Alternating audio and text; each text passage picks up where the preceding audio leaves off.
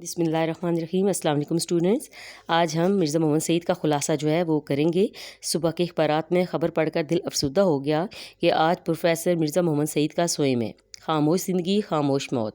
مرزا صاحب کی علالت مزاج یا مرض الموت کی اطلاع اس سے پہلے کبھی نہ ملی تھی۔ حال یہ ہے کہ پرسوں ان کا انتقال ہو گیا اور ان کے سینکڑے چاہنے والوں کو اس سانحۂ انتقال کی خبر تک نہ ہوئی۔ عالم کی موت ہوتی ہے۔ ابھی ہمیں اس بات کا اندازہ نہیں ہو سکتا کہ مرزا صاحب کے جانے سے ہمارا کتنا بڑا نقصان ہو گیا ہے۔ اب ان کی عدم موجودگی رہ کر ان کی یاد دلائے گی اور وقت کے ساتھ ساتھ ان کی جدائی کا زخم گہرا ہوتا جائے گا۔ دراصل خود مرزا صاحب شہرت سے گھبراتے تھے اور پبلک پلیٹ فارم پر آنا انہیں پسند نہ تھا۔ ستائش کی تمنا اور صلے کی پرواہ سے بے نیاز ہو کر کام کرتے تھے۔ انہوں نے 55 سال پہلے سر عبدالقادر کے رسالے مخزن میں مضامین لکھے۔ انہوں نے یہ کام شیخ صاحب کی فرمائش پر نہیں بلکہ اپنا دل چاہنے پر کرنا شروع کیا تھا۔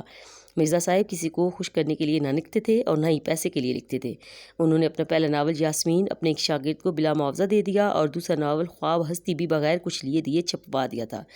ایک بار ایک پبلشر لاہور سے دلی صرف اس لیے آئے کہ مرزا صاحب سے ناول لے سکیں۔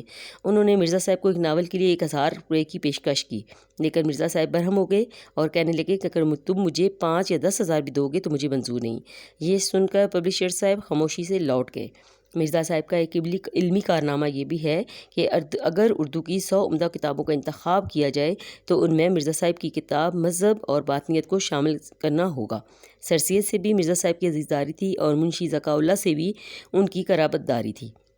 مرزا صاحب نے موجودہ صدی کے آغاز میں لاہور کے گورنمنٹ کالج میں تعلیم حاصل کی۔ ان کے استادوں میں علامہ اقبال کا نام بھی شامل ہے۔ انگریزی ادبیات میں ایم اے کرنے کے بعد مرزا صاحب نے 1906 اور 1907 میں 2 سال کے عرصے میں علی گڑھ میں پڑھایا اور اس کے بعد گورنمنٹ کالج لاہور میں بھی انگریزی کے پروفیسر رہے۔ پنجاب کے بے شمار اعلیٰ عہدیدار مرزا صاحب کے شاگرد تھے۔ ان میں پطرس بخاری اور امتیاز علی تاج کا نام نمایاں ہے۔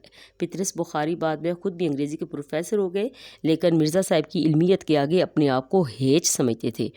جب پطرس بخاری آل انڈیا ریڈیو کے ڈائریکٹر جنرل بن گئے تھے، انہوں نے مرزا صاحب کو کسی نہ کسی طرح آمادہ کر لیا کہ وہ ریڈیو سے کبھی تقریر نشر کیا کریں۔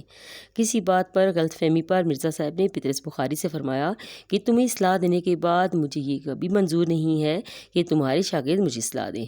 پطرس اس پر بڑی معذرت کی۔ ایک زمانہ تھا کہ شاعروں اور ادیبوں کا ایک جلسہ ہر ماہ ہوتا تھا، کبھی پطرس کے گھر اور کبھی ڈاکٹر تاثیر کے گھر پر۔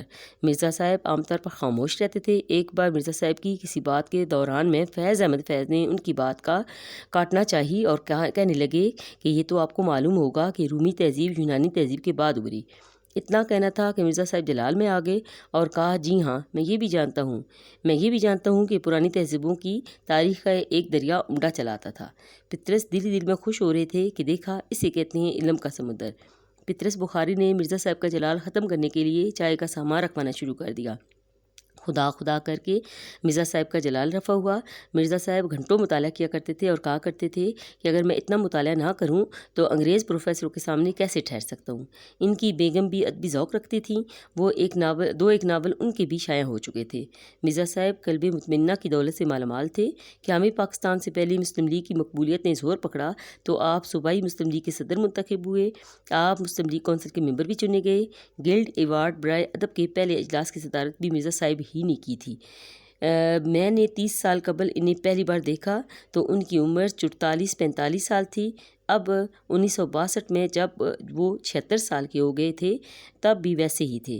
40 سال کی عمر میں ان کے ہاتھوں میں راشا آ گیا تھا۔ ایسی جامع العلوم ہستی سے محروم ہونے کا ہمیں جتنا بھی غم ہو کم ہے۔ السلام علیکم ورحمۃ اللہ وبرکاتہ۔ اس کو آپ لکھیے گا بھی اور یاد بھی کر لیجیے گا۔